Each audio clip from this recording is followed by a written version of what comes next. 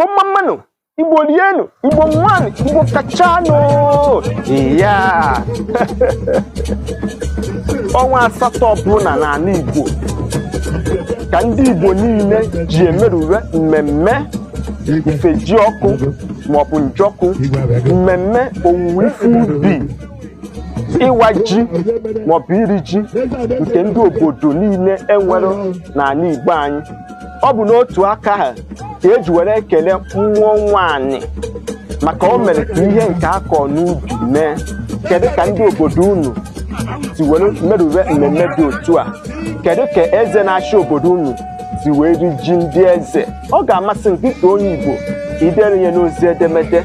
Ị na-anya n'obodo m nwa, unu ga-afụ ka o si were akpọtụ n'ogige Igwe Palace nke eze anyị Igwe Sir Rufus Ugochukwu Iloduba Ezeola nyere 2 n'ala Agrizi Igbo si wee mee emume awam ji nke ndị eze. Unu nekwa anya, unu ga-afụ Onowu, unu ga-afụ the cabinet chiefs, the cabinet wife, ndị nze na ọzọ, ndị ọkpụkpụ mmadụ dị iche iche na ọtụtụ imerime eze dị iche iche si ebe dị iche iche wee bịa ka ha mee gịnị?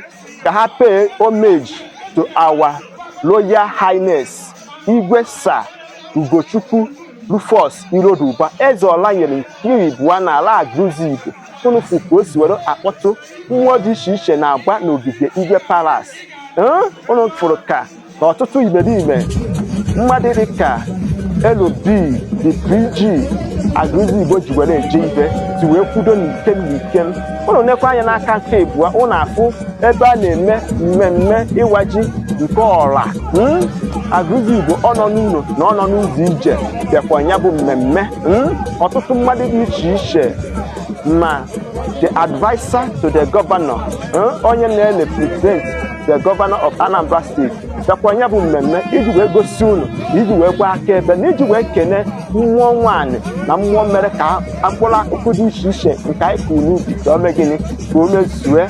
Unu nekwa anya n'aka nke ọzọ, unu ga-afụ na ndị niile kọrọ ji ma wee owuwe ife ubi pụtazikwana ji ha niile, a ga-eti ha aka n'obi. Onye ọbụla bụ onye izizi o nwere rice a ga-enye ya. Unu nekwa anya, unu ga-afụ ka ndị Igwe in council with Igwe Onowu na ndị nze na ọzọ si were eme gịnị? Anyị ekenesi ndị niile na vileji niile dị iche iche, mkpukpu niile dị iche iche representịrị Agrizi Igbo. Enwe 6 villages na-represent Agrizi Igbo: Iru Owere, Etureze, Ihuru, Ụfa, Ifite na ọdụdụ nwa bụ Uduan.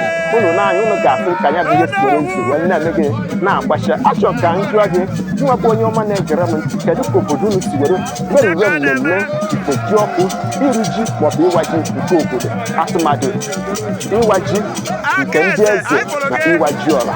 Unu n'anya na nsetanazụ, unu ga-afụ mmụọ dị iche iche na-agba n'ọgbọ, mmụọ eji eje mba bụ ọtawarikpo nke ndị Agrizi Igbo. Unu fụrụ ka o si were eme gịnị? Ọ si eme ngene wee na-erugharị n'ọkpọnụ. Ọ bụrụ ka ihe a na-ekwu ka o si eme.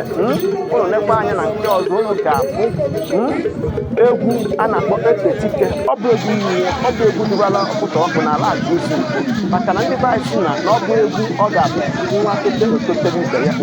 Unu n'anya, unu afụ na ihe egwu n'ọnyarọ ihe a na-eme. Anyị nọ n'ihe gbasatara ọdịnala na omenala Igbo na ihe eji wee mara ndị Igbo.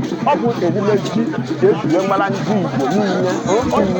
Onye ọbụla bụ nwa afọ Igbo, ma ọ nọ n'ụlọ ma ọ nọ n'ụzọ ije, fụnya bụ ihe ọ ga-ama na ihe esi n'ala Igbo wee na-eme gị na onye na-apụta. Inwebụ onye ọma na-ege ntị, ka ihe ị nwere ike imedowe mbụ, biko kaba arụ igecha ihe onyonyo na ga-akwụkwọ arụ ha fee ya na ụmụnne anyị ka ha si na ya wee mee gịnị? Wee mụta ihe ga-enyere ndụ ha aka. Maka ndị be anyị si na ikwu amarọ na ibe ezie ma na-anụ taa ka arụ eze ụkwanụ ya bụ na eze na-achị ọfụma. Aka mbụ nwanne gị bụ Maazị UC. Asị m ụmụnne m ndị Igbo, ndewonu.